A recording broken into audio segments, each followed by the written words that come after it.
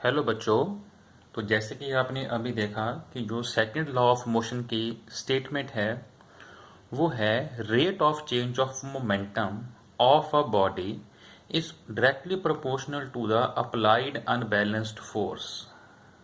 यही पढ़ा ना हमने कि dp बाई dt जो है वो डायरेक्टली प्रोपोर्शनल टू f है। ठीक है, क्योंकि अगर f अनबैलेंस्ड फोर्स लगेगी तो बॉडी की वेलोसिटी में चेंज आएगा, वेलोसिटी में चेंज आएगा, बॉडी का मास है तो मोमेंटम बनेगा, मोमेंटम में भी चेंज आएगा और इस मोमेंटम चेंज होने में कुछ टाइम लगेगा। So rate of change of momentum, rate होता है टाइम के साथ बदलना किसी चीज का, और कौन बदल रहा है? बॉडी का मोमेंटम बदल रहा है।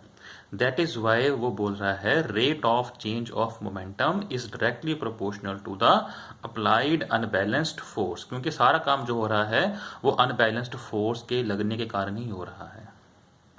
ठीक है बच्चे, तो आई होप कि जो आपको डेफिनेशन है सेकंड लॉ ऑफ मोशन का वो बिल्कुल क्लियर है। अब हम आगे बढ़ रहे हैं proof of second law of motion. Second law of motion का प्रूफ किया जाएगा कि हम इसको पूरा प्रूफ करके बताएंगे आपको। ये देखिए, as we have learned a force can change the momentum of a body by changing the body velocity. Yes, क्योंकि जब बॉडी के ऊपर हम फोर्स लगाते हैं तो उसको जो उसकी इनिशियल वेलोसिटी होती है, देन बॉडी वेलोसिटी बदलती है, अपनी वेलोसिटी v बनता है तो उसका मोमेंटम बदलता है। मोमेंटम का फॉर्मूला क्या था जी?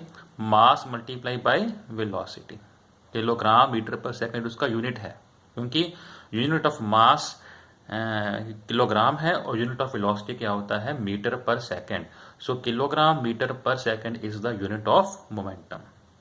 अब आगे देखिए, हमें यहां तक ये क्लियर है कि फोर्स लगने से बॉडी की वेलोसिटी में चेंज आता है। To understand this let us consider a body of mass m which is moving along a straight line with initial velocity u।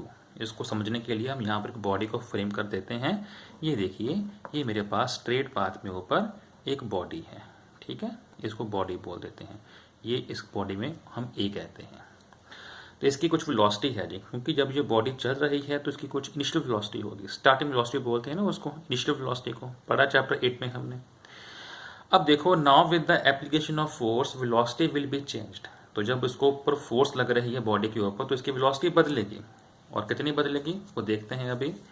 ये देखिए, स्ट्रेट पाथ के ऊपर ही जो बॉडी है वो अपनी वेलोसिटी को बदलकर अब यहां पर आ जाएगी। ये रही बॉडी ए, बट अब इसकी वेलोसिटी यू नहीं है, अब इसकी वेलोसिटी क्या है? वी, क्योंकि वेलोसिटी बदल गई है इसकी। क्लियर जी? तो वेलोसिटी चेंज हो गई, वी यू से वी में कन्वर्ट हो गई।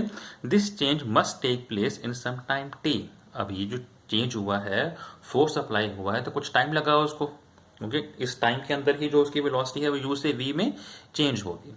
तो this change must take place in some time T also. Whenever there will be a change in the velocity there will be a change in the momentum. Yes बेटा, क्योंकि देखो, जब उसके पास इनिशियल वेलोसिटी थी तो उस वेलोसिटी के हिसाब से उसका कुछ मोमेंटम होगा, क्योंकि यहाँ पर u है। अगर ये 2 मीटर पर सेकंड वेलोसिटी है तो बॉडी का मास तो सेम रहेगा। मान लीजिए 4 kg बॉडी का मास है, तो ये 4 kg मास है, 2 मीटर पर सेकंड वेलोसिटी है, तो कितना बनेगा? 4 टू द 8, क्योंकि मोमेंटम का फॉर्मूला क्या होता है? मास मल्टीप्लाई बाय वेलोसिटी। यहाँ 8 बन रहा है मोमेंटम। जब यहाँ गए वेलोसिटी चेंज हुई, मान लीजिए वेलोसिटी अब 4 हो गई, 2 के से पहले थी, वेलोसिटी 4 हो गई, बॉडी का मास 4 kg ही है, तो 4 इंटू 4 कितना बन गया? 16। तो यहाँ आपका मोमेंटम आ रहा है 16, यहाँ मोमेंटम क्या आ रहा है? 8, तो मोमेंटम चेंज हो रहा है। Clear? So we know that P होता है m इंटू वी के हिसाब से। तो मैंने बता दिया आपको, यहाँ मोमेंटम 8 बन रहा है, यहाँ मोमेंटम 16 बन रहा है। ठीक है, समझाने के लिए बताया आपको। अगर ऐसा एज्यूम करें तो 2 वेलोसिटी है, 4 वेलोसिटी है, बॉडी का मास सेम रहेगा तो मोमेंटम चेंज होगा।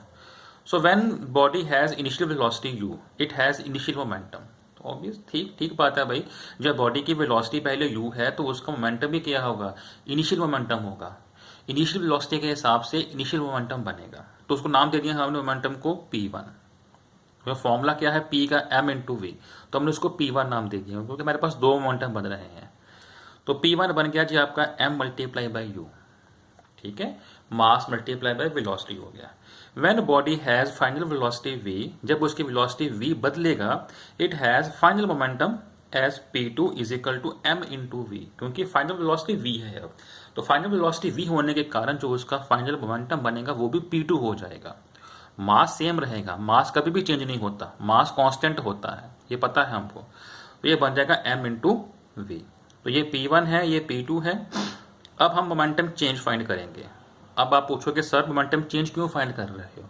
क्योंकि मुझे पता है सेकंड लॉ की स्टेटमेंट क्या कहती है, rate of change of momentum. तो मुझे पहले मोमेंटम का चेंज फाइंड करना पड़ेगा। तो चेंज फाइंड करने के लिए क्या होता है, final momentum minus initial momentum का फॉर्मूला होता है। ठीक है, फाइनल माइनस इनिशियल फॉलो करते हैं हम।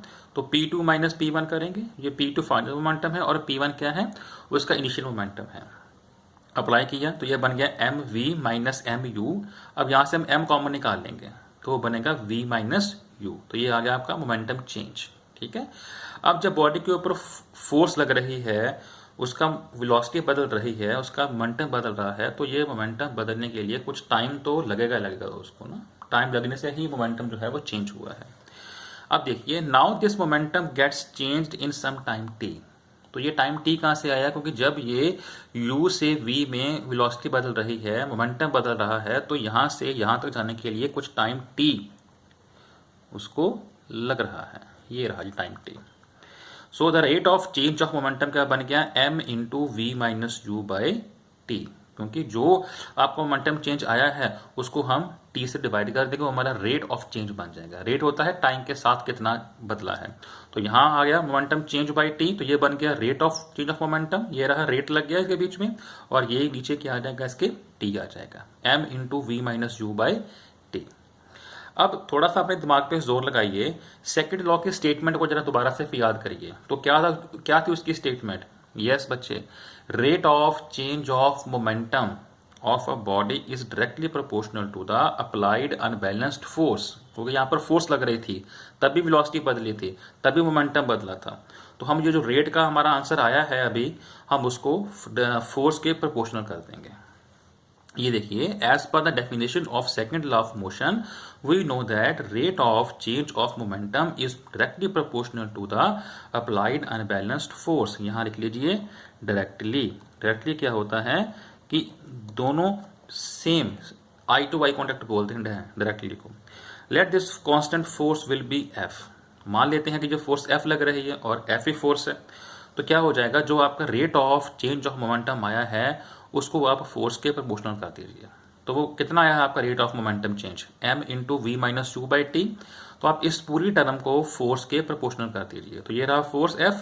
ये क्या लग गया, सिंबल होता है प्रोपोर्शनल का, ऐसे directly proportional to m into we minus you by t.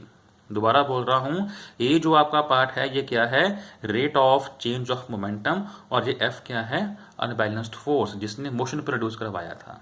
तो सेकंड लॉ के स्टेटमेंट को ही हमने उसके अकॉर्डिंगली यहाँ पर कर दिया।